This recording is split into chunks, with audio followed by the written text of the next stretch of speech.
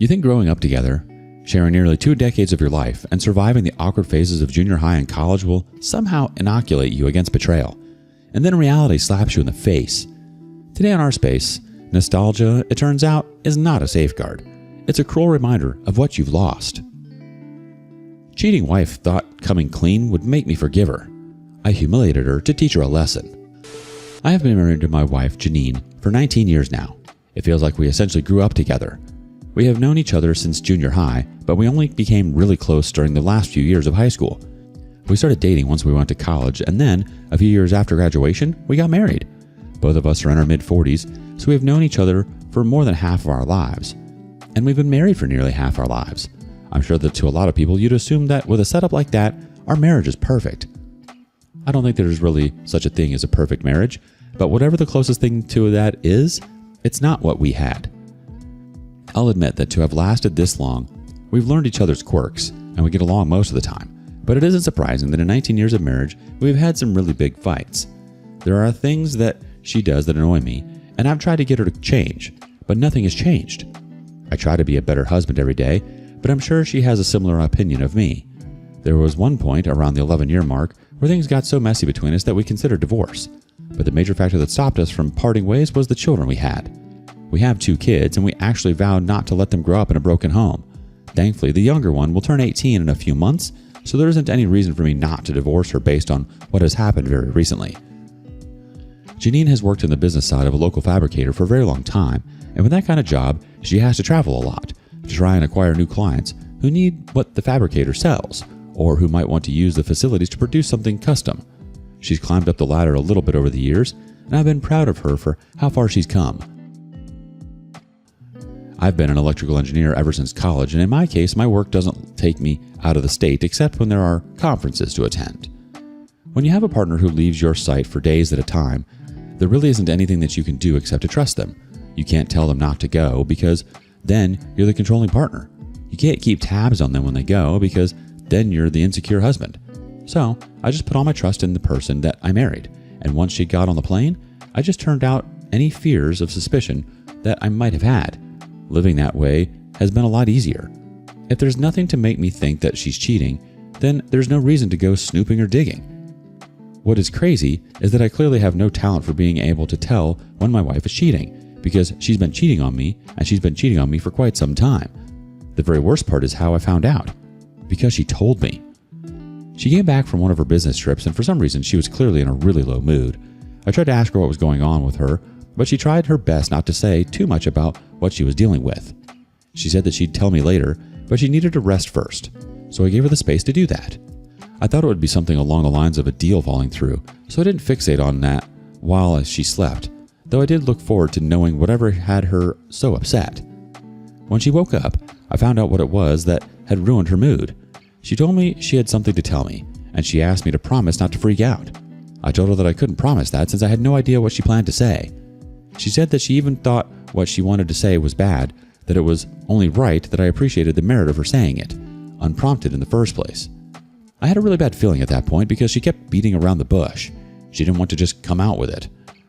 She said she had started feeling guilty, and because of all the years of marriage and love that we shared, she knew that it was only right that she came clean to me, because she wanted us to work on things and make it to the finish line as a married couple. I was getting impatient, so I told her to just say what it was already. I had no idea it was as heavy as what she was about to say, and I remember wishing that I had told her not to say anything because it ruined the peace and normalcy that I thought I had in my life. I had an affair. It's over now, but I had an affair. I just had to come clean about it. I couldn't keep living a lie. I could see that she was really watching my face, and I remember noting that because I was staring intently at her. She was so serious with the way she had said it, but it was such a casual way to admit that you had been having an affair, or had an affair, to your husband of nearly 20 years. Part of me felt it was a joke, and I told her that, but she insisted it wasn't, and I know her well enough to know that it actually wasn't a joke. She was serious, and I couldn't understand why she would tell me that. She was doing it for her own personal closure and repentance. But if it was eating at her so badly, maybe that was the punishment she was meant to endure for cheating in the first place. I didn't understand why she had to tell me. All it did was make her feel better, while it made my life in that moment so much worse. I always thought that I'd want to know if I was cheated on, but in that moment I realized that it wasn't the case. Maybe I would have felt differently if I hadn't built my entire life up with that woman. We had 2 children, we moved to cities twice, and we had even been able to survive almost getting divorced in the past. It felt like we had endured too much for her to sabotage everything with such a casual admission. The first thing that I told her was that I couldn't understand how she could just sit me down so casually and tell me something as heavy as that. She said she knew it was heavy, but there really wasn't a best way to tell someone something like that. I asked her when it happened, and because she couldn't give me a conclusive answer, I asked her when it ended. That question she was able to answer quicker, and she said she had called it off 8 months before then. I had hoped it was going to be something that happened 5 years ago, but she was telling me it hadn't been up to a year since she stopped sleeping with the person. I said that I didn't care about exactly when it started, but I wanted to know how long since she had been cheating on me for, and I only needed an estimate from her. I noted that she was hesitant. My mood had become very serious, and I'm sure that she realized that the conversation was not going to go the way she had pictured it. I said nothing and waited for her to give me an answer, and when she did, she told me it had been on and off for about 2 years. I grimaced when she said that, and I know she noticed, because she went straight into apologizing and blaming herself. She said she had been selfish, and she had been looking for something that was right at home with her. She said she had been going through things. She said she had been depressed. She gave every single excuse in the book without me even prompting them. She knew that she had messed up pretty severely. I wish I had recorded that conversation, but considering how out of left field it came, it was far from on my mind when it all happened. I asked her what she thought the outcome was supposed to be, now that she had decided to just reveal something as earth-shattering as that. She said that she wanted us to be on a clean slate, because she really wanted us to make it all the way as husband and wife. I asked her why she couldn't have had that epiphany before she slept with someone else for 2 years straight. She clearly didn't like the edge in my questions, and I could hear her getting defensive. She said she had already explained why she did it. I'm not trying to justify my actions, but I've told you my reasoning way back then. Like, really? That she was depressed and had been looking for something she didn't lose?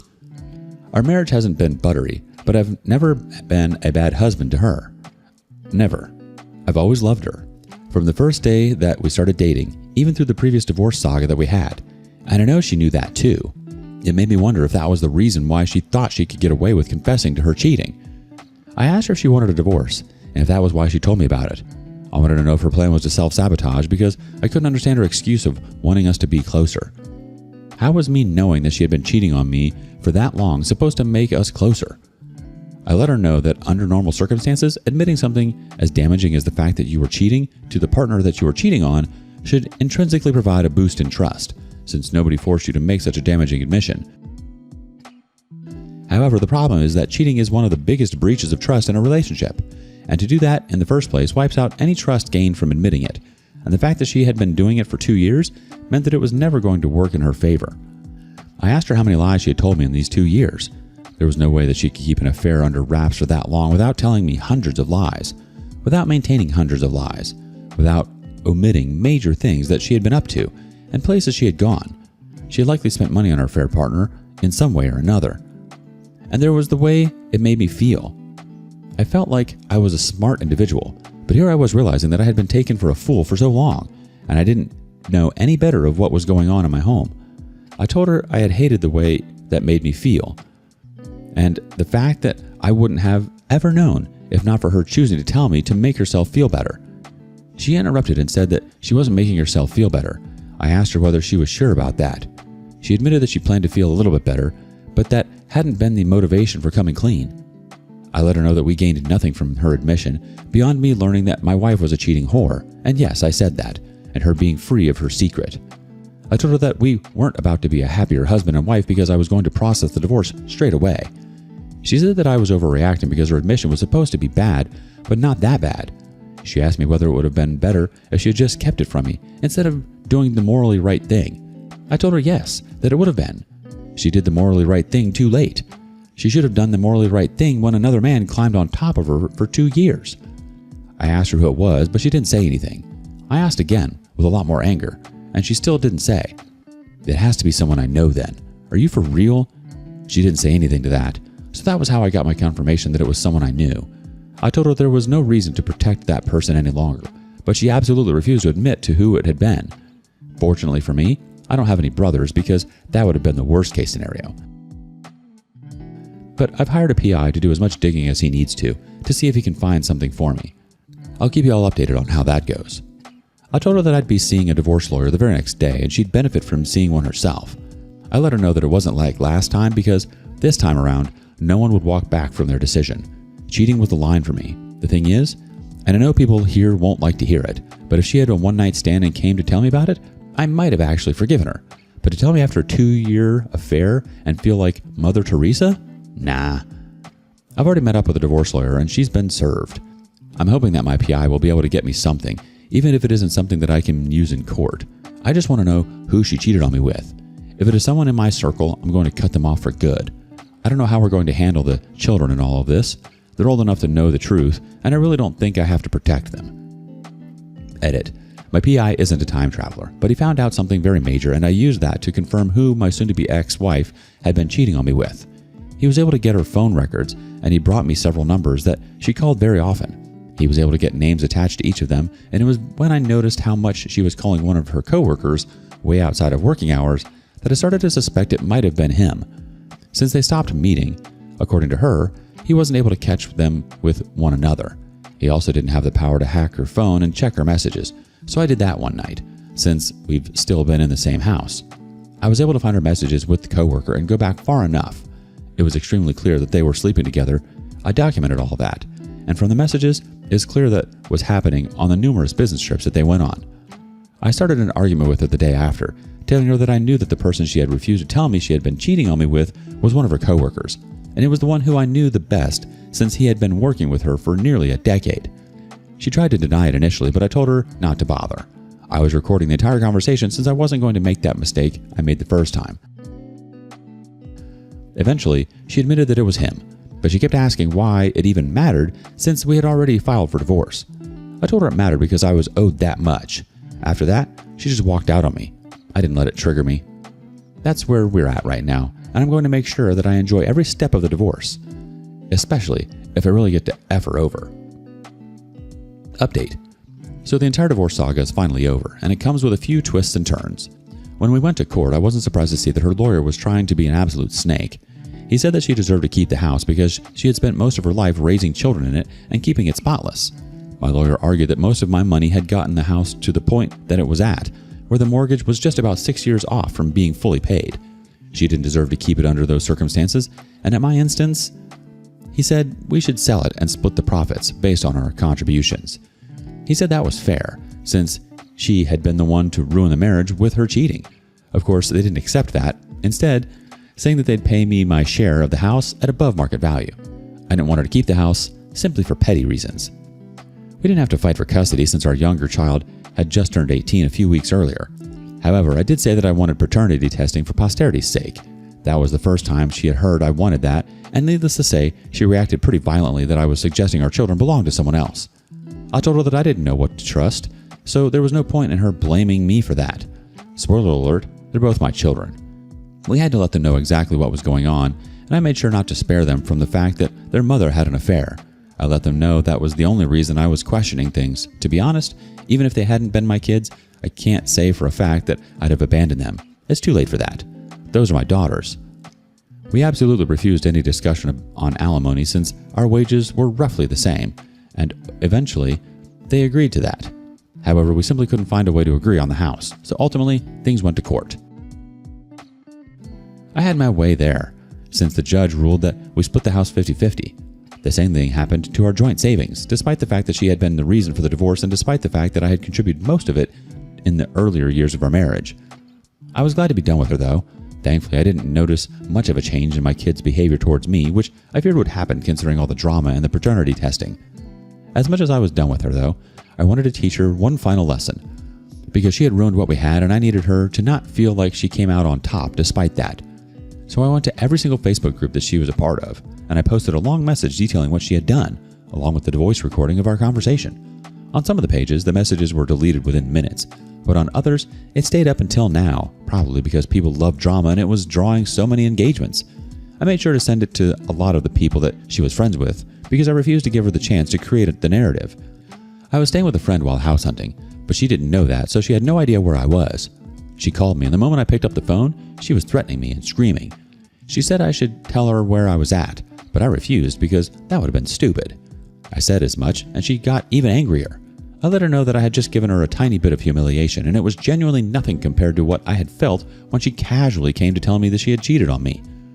She told me that I had a small dick, and I was still angry about it like a little girl. She said I was emotional. She told me to F myself. She pulled out every cliche insult in the book, and I just laughed it off. I let her know that in her next marriage, if she had one, she'd learn to keep the pants zipped up around other men, instead of sleeping around and thinking that she deserved forgiveness for that. That was where things concluded, but yeah, I'm glad to be finally done with her. It was going to take an incredibly long time for me to adjust after all this, but I'll do my best to, and I hope I can. Depression, looking for right at home with her. Guilt, moral epiphany. All excuses, all transparent, all pathetic. She clearly thought she could have her cake, eat it too, and then get moral brownie points for confessing late. Newsflash, confession doesn't erase betrayal. She treated your marriage like a sandbox of her own selfish entertainment, and the 2-year affair was just her little hobby. And the worst part? She probably still thinks she's entitled to sympathy, to forgiveness, even to a shred of respect. She doesn't deserve sympathy. She deserves the cold, unflinching recognition that she actively and intentionally chose to ruin the life she pledged to protect. Have you ever been blindsided by betrayal from someone you've known for years? Share your stories with us in the comments below. And thank you for joining us today on Our Space. Be sure to like and subscribe and hit that notification bell so you don't miss out on our next video. See you soon.